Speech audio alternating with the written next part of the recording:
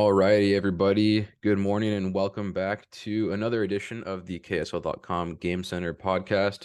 It is Wednesday, January 25th, and we are joined by University of Utah beat writer and my boss, Josh Furlong. How you doing today, Josh? I'm doing well. Awesome. Um, Josh, I had a cool piece come out today about the star for the Utah women's basketball team, Alissa Pili.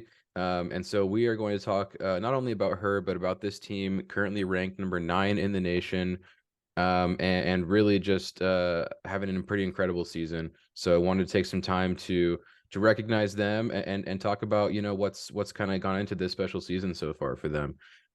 So for those who maybe are unacquainted and haven't been following the team, maybe give us just a quick summary of what this team's done so far and kind of what's helped them get to this point in the season. Yeah, Utah women's basketball is probably one of the funnest teams to watch in the state right now. They're a team that plays connected. They play fast. They're a team that is a year off or a year removed, I should say, from making it to the second round of the NCAA tournament, which was the first time in several years, more than a decade, that they even made it to the NCAA tournament. But it's a team that Lynn Roberts is building. They're doing really well right now. They're 16-2. Their only loss is to a Stanford team, and then they did have a bad loss to Colorado. That one wasn't as good, but for the most part, they've been a team that has done really well. They score a lot of points. They have a lot of young talent that allows them to be able to kind of be sustained throughout the seasons. Last year, they were led by a lot of freshmen. This year, obviously, they're a little bit older, and they also get Alissa Pili, as you mentioned. So they're a fun team, honestly. Like if you've never caught a women's basketball game, they're one to watch right now. The way that they're slated to go right now, there's a potential that they could host the first couple rounds of the NCAA tournament in March. So they're worth watching. They're ranked high. They do well. So they're a fun team to watch.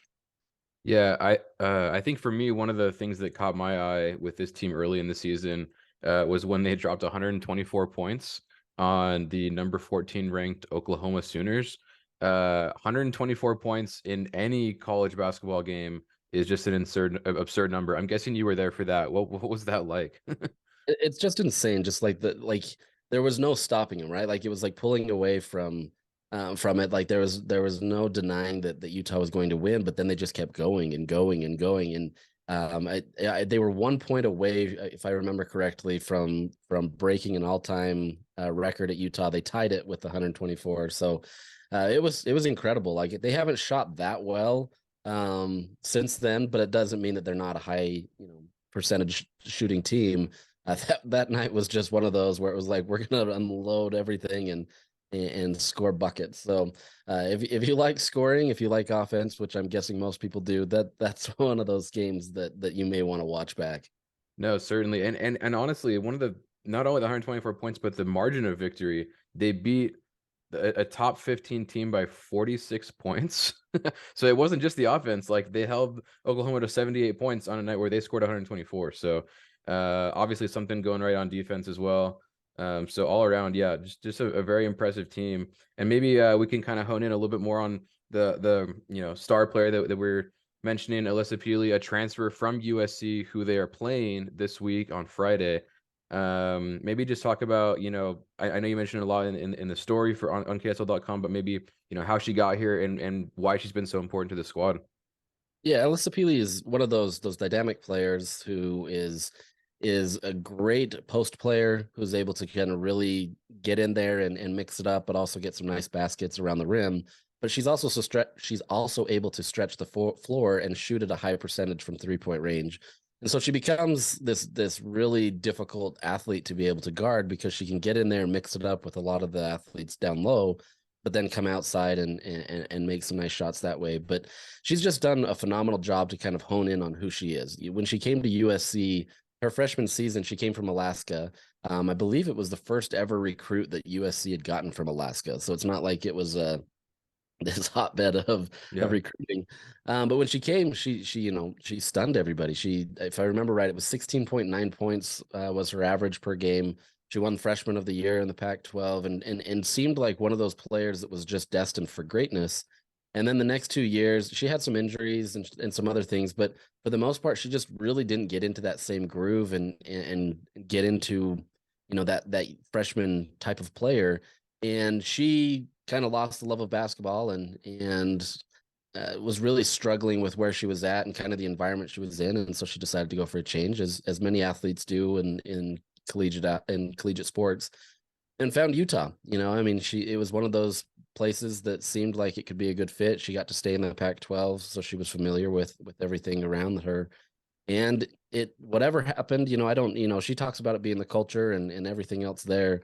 But it worked out for her, and she's back to averaging almost 20 points a game. So it's been pretty remarkable to see, because you never know what a transfer is going to do, right? Like Utah has Gianna Neepkins and Jenna Johnson, who have been kind of the leaders of this team in terms of shooting production, and they're only sophomores this year and still young. But then they brought in Pili, who really just kind of took over and really made this team a different threat that they haven't had before. Last year, one of their biggest problems is they just didn't have a post player that really could do it, especially when Peyton McFarland went down with an injury. So this adds a lot of versatility to their game. It allows them to be able to spread the floor out, because they've got her down low. That, look, if the 3-point shots aren't falling, they can work it into her, or if they are, they can draw the defense in and down in the post and then kick it out for that 3-pointer. So it's quite the dynamic athlete, especially as she's playing at a high level, that allows Utah to really be successful this year. Yeah, for sure. And you mentioned, she transferred within the Pac-12, USC, to Utah, and really, the Pac-12 in general, just a powerhouse in women's hoops right now. A couple of big games coming up for Utah this weekend, like I mentioned, against USC, but then also against number 8 ranked UCLA, so just a spot ahead of the Utes in the top 25. Um, as someone who's a little bit unfamiliar with Pac-12 women's basketball, has it always been this way? I mean, I know the Pac-12 in general, I mean, Power 5 conference, great basketball conference in general, but this seems like especially top heavy this year with all these ranked squads in the same conference. Yeah, in women's basketball, the Pac-12 is kind of the one that everybody turns to, right? I mean, you obviously have South Carolina, and you had forever, different teams that have been good over the years, like a UConn or whatever it may be. But for the Pac-12, they're kind of in I don't want to necessarily make this equation, but they are kind of like the SEC of football, right? Mm. So what they are, they're led by Stanford. Stanford's always been near the top. They're always up there. They've got one of the best coaches of all time. And they're consistent. So you've got that, and then you're always getting a bunch of teams that are kind of in that mix, in the top 10, in the top 15. They're always there. So it changes on a year-to-year basis. Maybe Oregon's up there high, or USC or UCLA or whatever it may be. But you're getting a conference that has a lot of talent and a lot of depth that allows Utah to really be tested on a week-to-week basis. So the teams may change. Utah's now kind of one of the newcomers to the rankings.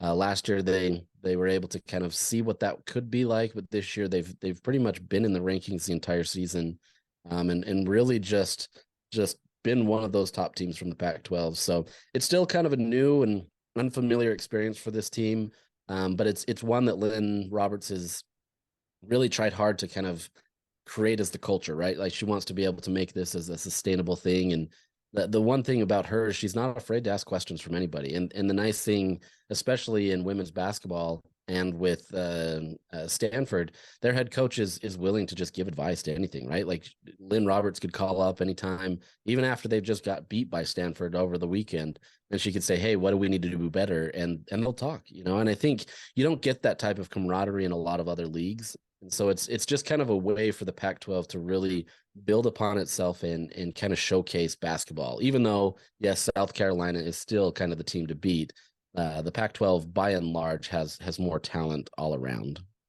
Yeah, for sure. And as far as how Utah has fared against these teams, I mean, you mentioned won one, lost one against Colorado. They were ranked number 25, currently also ranked number 25, but then got a win over number 19 Arizona. Played Stanford, as you mentioned, a perennial powerhouse. Ended up losing to them by a fairly close margin, 12 points. And then they have another chance this weekend against number 8 UCLA. So I guess, what have you seen from them kind of in these ranked matchups? And then obviously a big opportunity to kind of establish themselves as one of those top teams. What's it going to take against UCLA this weekend?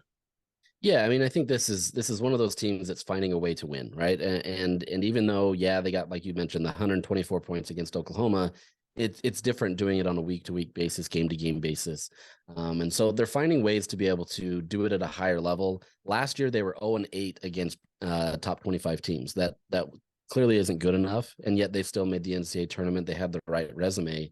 But now they're starting to turn that, right? You're getting wins over teams that are top 25 teams. And some of them have been close. Like that Arizona game literally came down to the wire, and there was 1.6 seconds left in the game when Utah got the win. So it's it's not always been easy, but at the same time they're finding ways to do it. And even with Stanford, they remained close for most of the game. It was just they wore down at the end and got tired.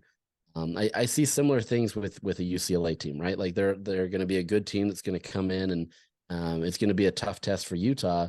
And then really, it's just going to come down to depth and Utah's ability to kind of limit mistakes. The times when Utah has really struggled is when they turn over the ball, they kind of stop playing who they need to be. I think it was Lynn Roberts said, it was one of her faults from that game was she didn't use her depth enough, and so she kind of relied on too few people, and so that's why her athletes got tired and didn't do it. So it's a team that's contending for these spots, and I think they're going to be really good. It's just a matter of can they sustain that over the last stretch of the season. And so far, so good. You like what you see, but it doesn't get any easier at this point.